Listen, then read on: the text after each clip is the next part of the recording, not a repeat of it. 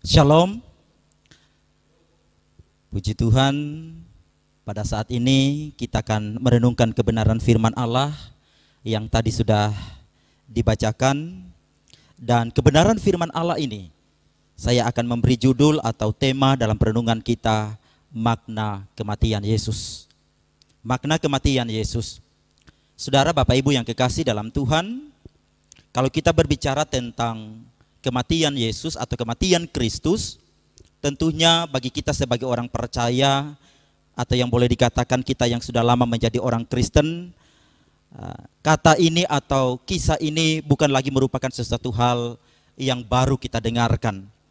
Karena sebagai orang percaya atau sebagai orang Kristen, sebagai warga gereja, setiap tahun kita merayakan tentang kematian Kristus yang kita sebut dengan Jumat Agung.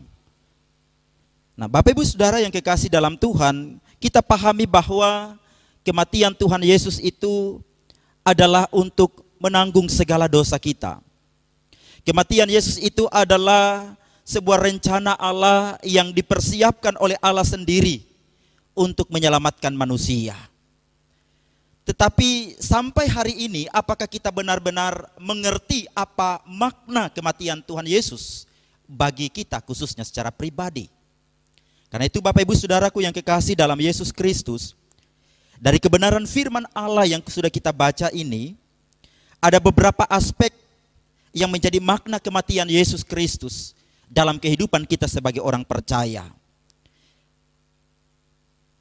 Aspek makna kematian Yesus yang pertama, di dalam ayatnya yang ke-51 dikatakan, dan lihatlah, tabir bait suci terbelah dua dari atas sampai ke bawah, dan terjadilah gempa bumi dan bukit-bukit batu terbelah, dan kuburan-kuburan terbuka, dan banyak orang kudus yang telah meninggal bangkit. Dan sesudah kebangkitan Yesus, mereka pun keluar dari kubur, lalu masuk ke kota kudus dan menampakkan diri kepada banyak orang. Saudara-saudaraku yang kekasih dalam Yesus, kita pahami bahwa dalam kehidupan kita sebagai umat Allah, hal yang menjadi makna atau aspek pertama dari makna kematian Tuhan Yesus melalui pembacaan kita saat ini adalah memulihkan hubungan, yaitu hubungan antara manusia dengan Allah. Kita pahami bahwa sebagai manusia, kita adalah orang-orang berdosa. Dan peristiwa pertama jatuhnya manusia ke dalam dosa yaitu peristiwa di Taman Eden, yaitu manusia pertama, Adam dan Hawa. Ketika manusia jatuh ke dalam dosa, maka pada waktu itu juga terjadi kematian. Kematian secara fisik yang tidak terjadi serta-merta pada waktu itu. Namun kematian yang lain yaitu kematian secara rohani yang terjadi ketika itu, yaitu terpisahnya hubungan antara manusia dengan Allah. Atau dengan kata lain, hilangnya kemuliaan yang sudah Allah berikan kepada manusia. Itu diakibatkan oleh karena dosa. Mengapa manusia melakukan dosa kepada Allah? Karena manusia ingin sama seperti Allah. Melalui bujukan iblis, manusia ingin memiliki sesuatu yang sama dengan Tuhan, yaitu manusia ingin sama atau memiliki posisi yang sama dengan Tuhan.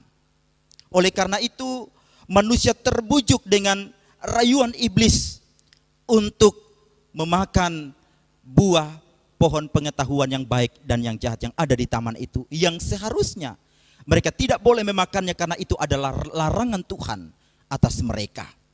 Oleh karena mereka tidak taat terhadap apa yang dititahkan oleh Allah dalam kehidupan mereka, khususnya bagi Adam dan Hawa pada waktu itu, maka mereka jatuh ke dalam dosa.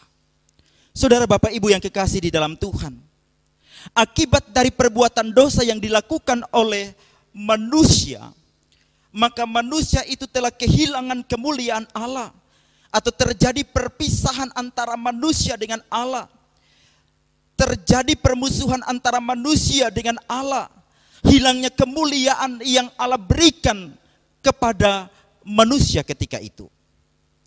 Oleh karena itu, ketika manusia jatuh ke dalam dosa, mereka tahu bahwa mereka sudah telanjang ketika itu. Dan ketika mereka mendengar langkah Tuhan berjalan-jalan di Taman Eden, maka mereka lari bersembunyi. Mengapa mereka lari bersembunyi? Hal yang pertama, karena mereka malu, karena mereka tahu bahwa mereka telanjang.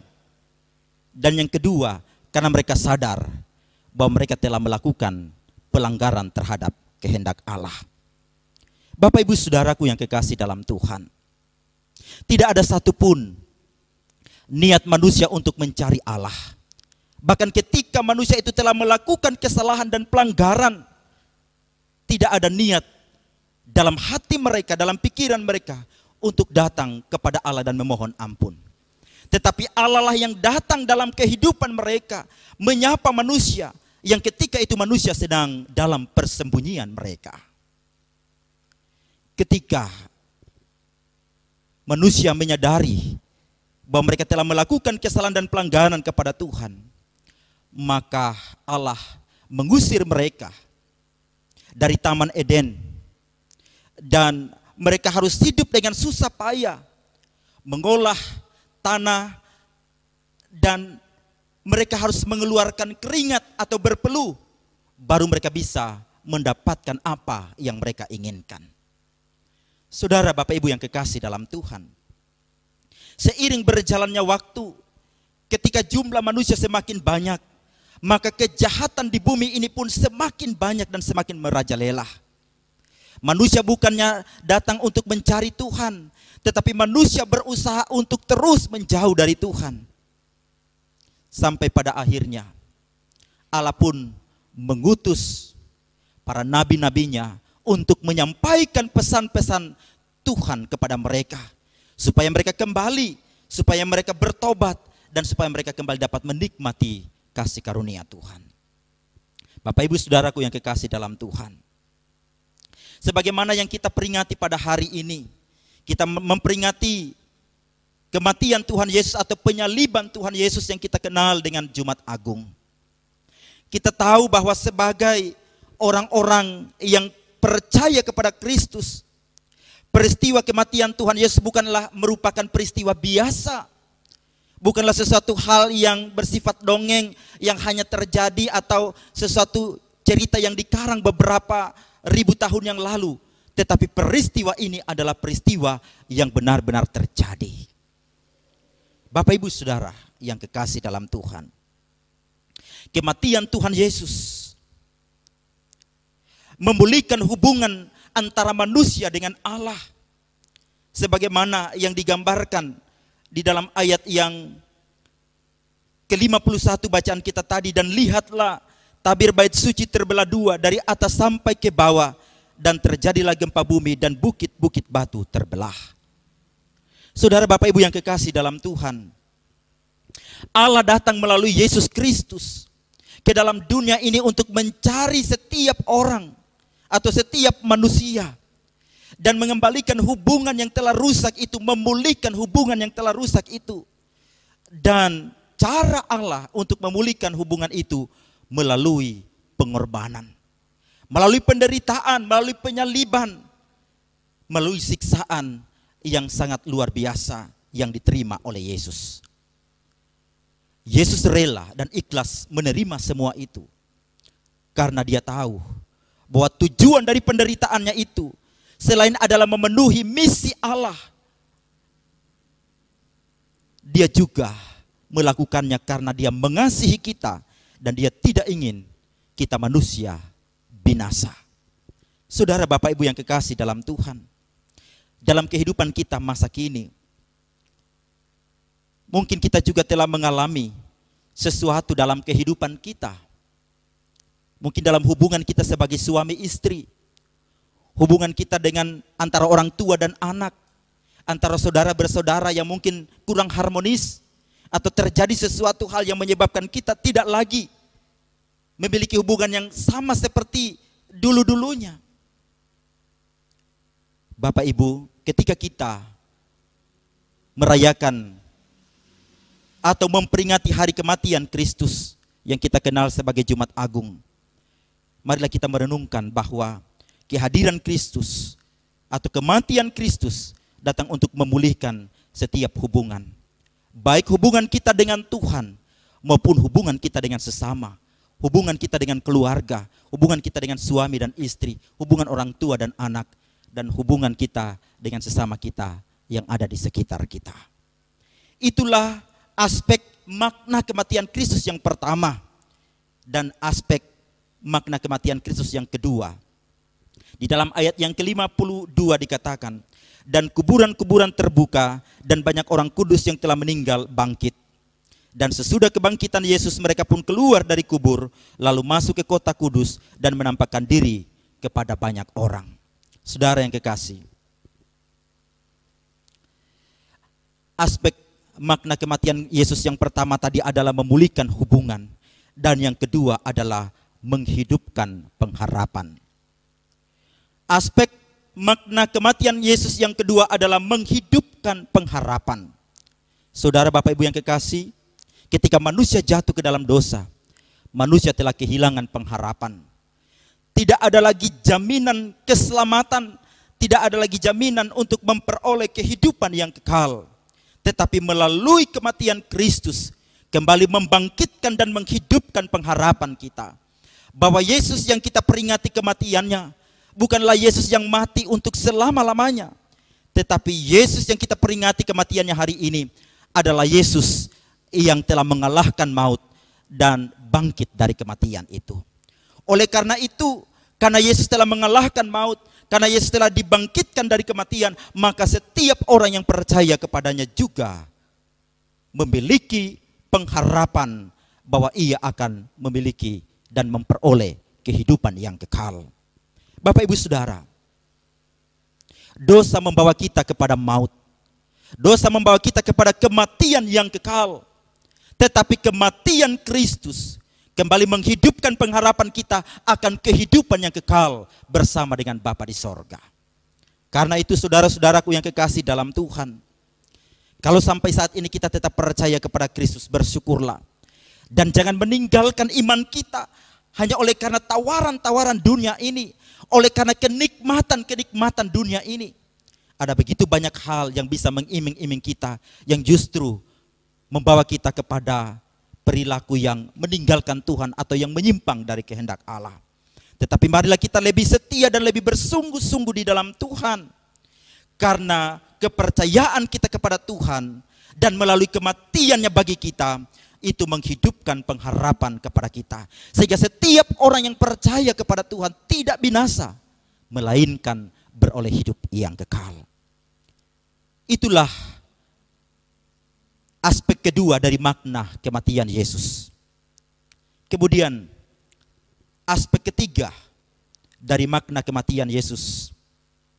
Ayat yang ke-54 dikatakan, kepala pasukan dan prajuritnya yang menjaga Yesus menjadi sangat takut ketika mereka melihat gempa bumi dan apa yang telah terjadi, lalu berkata, sungguh ia ini adalah anak Allah. Aspek yang pertama tadi dari makna kematian Yesus yaitu memulihkan hubungan. Baik hubungan kita dengan Allah maupun hubungan kita dengan sesama. Kemudian aspek yang kedua yaitu menghidupkan pengharapan kita. Dan aspek yang ketiga atau aspek yang terakhir dari makna kematian Yesus adalah mencetuskan pengakuan.